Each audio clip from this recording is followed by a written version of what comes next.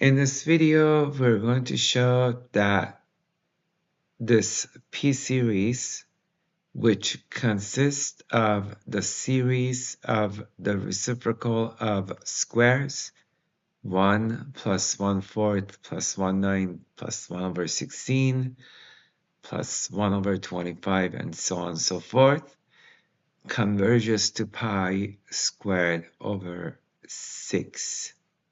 Okay, so to run the proof, which is somewhat non-rigorous, we are going to consider a polynomial with the following zeros.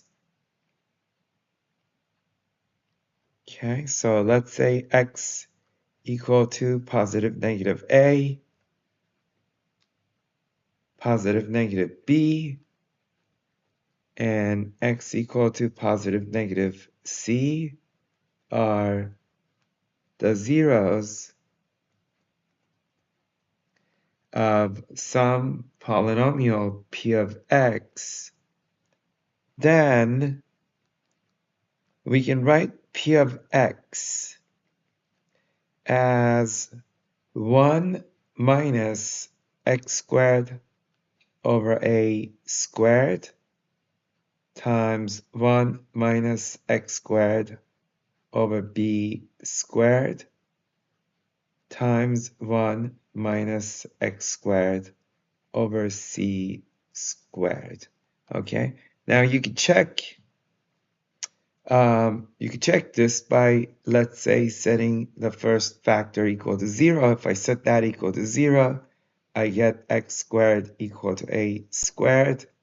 Upon taking square root, x is positive or negative of a, where a is a positive real number.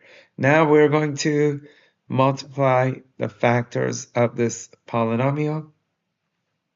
All right, and what I'm going to do is I am going to take the terms of the first parentheses multiplied by 1 to get 1 minus x squared over a squared. Okay, then take both terms of the first parentheses multiplied by the second term of the second parentheses. You're going to get negative x squared over b squared plus x to the 4 over a squared b squared.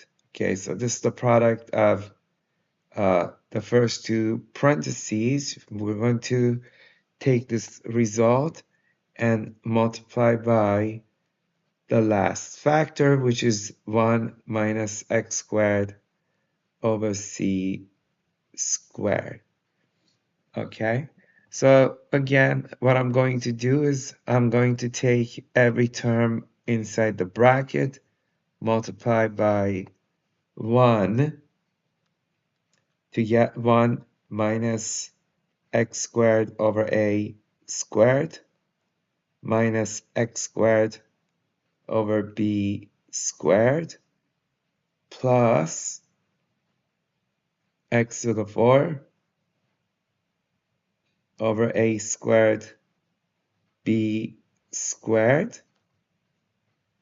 All right, and then take every term, multiply by the second term. That is going to give us negative x squared over c squared. Then we have positive x to the 4 over a squared c squared, positive x to the 4 over b squared c squared. Okay, and then lastly we have positive x to the 6, that actually should be a negative, x to the 6 over a squared b squared c squared. All right. Now, I am going to rewrite this polynomial by grouping according to the exponent of x. Okay, so starting with 1, all right, I have all the x squares. They all have a negative coefficient. I will put the negative in front and write the coefficients in blue, which are 1 over a squared plus 1 over b squared plus 1 over c squared times, as we said, we're going to take x squared out. Then we have all the x to the 4 terms. And again, I'm going to take out x to the 4. We'll get 1 over a squared b squared plus 1 over a squared c squared plus 1 over b squared c squared x to the 4. And then the last term is going to be negative x to the 6 divided by the product of a squared b squared c squared. Okay, so for the sake of this proof, we have to focus on the 3 fractions, the sum of the 3 fractions that are the coefficient of x squared. Okay, so let's look at the sine function. We know that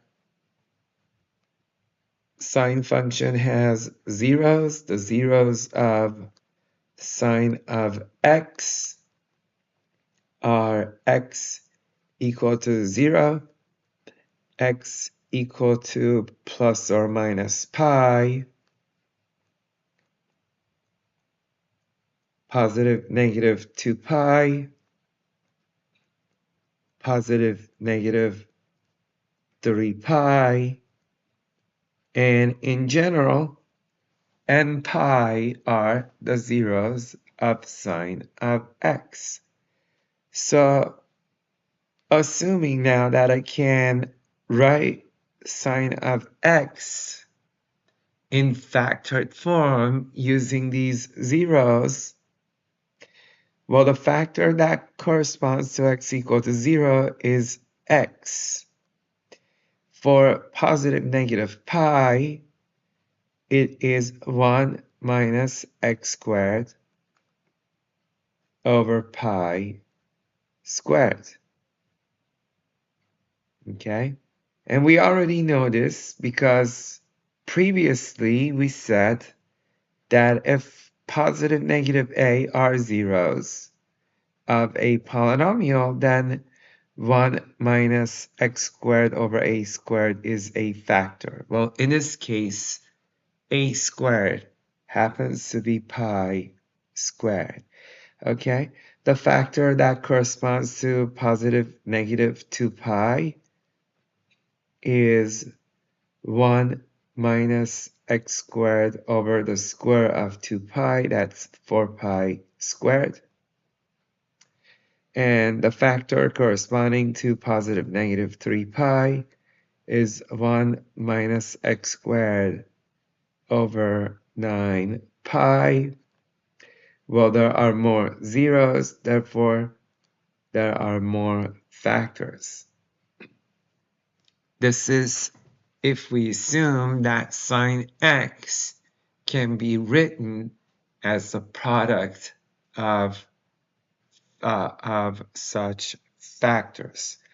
Okay, now by the multiplication formula, Let's look at it again. The product starts with a 1. So here we have a 1 minus. Then we have in blue the sum of the reciprocal of the square of the zeros times x.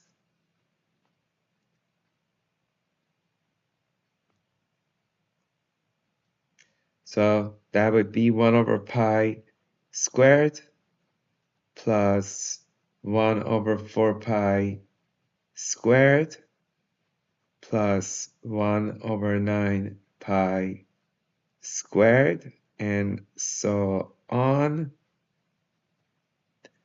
times x.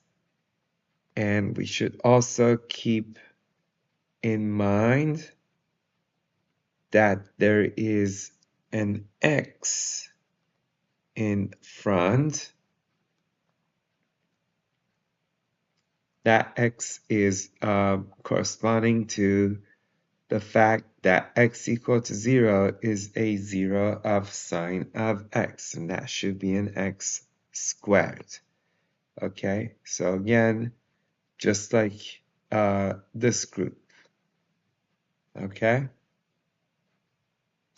Now, if we multiply the x outside of the bracket into the bracket, we're going to get x minus 1 over pi squared plus 1 over 4 pi squared plus 1 over 9 pi squared,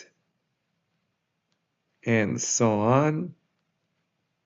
We have x times x squared, which is x cubed, and the terms that follow. Okay?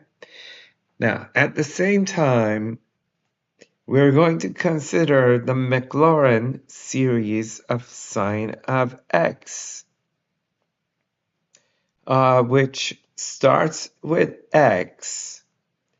Then we have minus the second term of the Maclaurin series is going to have a coefficient of 1 over 3 factorial x cubed.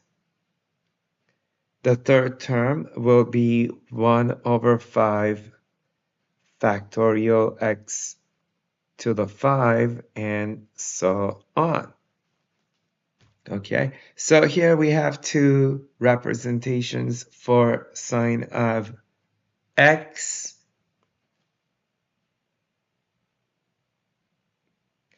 Right?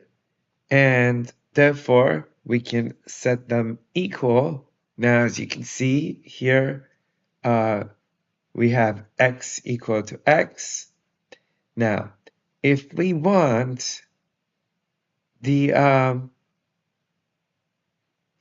x cubed term to match the x cubed term of the Maclaurin series, then we must set their coefficients equal. Okay, which means that 1 over pi squared plus 1 over 4 pi squared plus 1 over 9 pi squared, and so on. This should be equal to the coefficient, to the Maclaurin coefficient of x cubed, and that would be 1 over 3 factorial, or 1 over 6. All right, so we are almost done. Okay, notice that on the left hand we have 1 over the square of natural numbers multiplied by pi squared. We can multiply both sides of this equation by pi squared to get rid of pi squareds from the left-hand side. And that gives you 1 plus 1/4 plus 1/9 and so on equal to pi squared over 6. All right, and this should convince you that the sum of the reciprocal of squares adds up to pi squared over 6.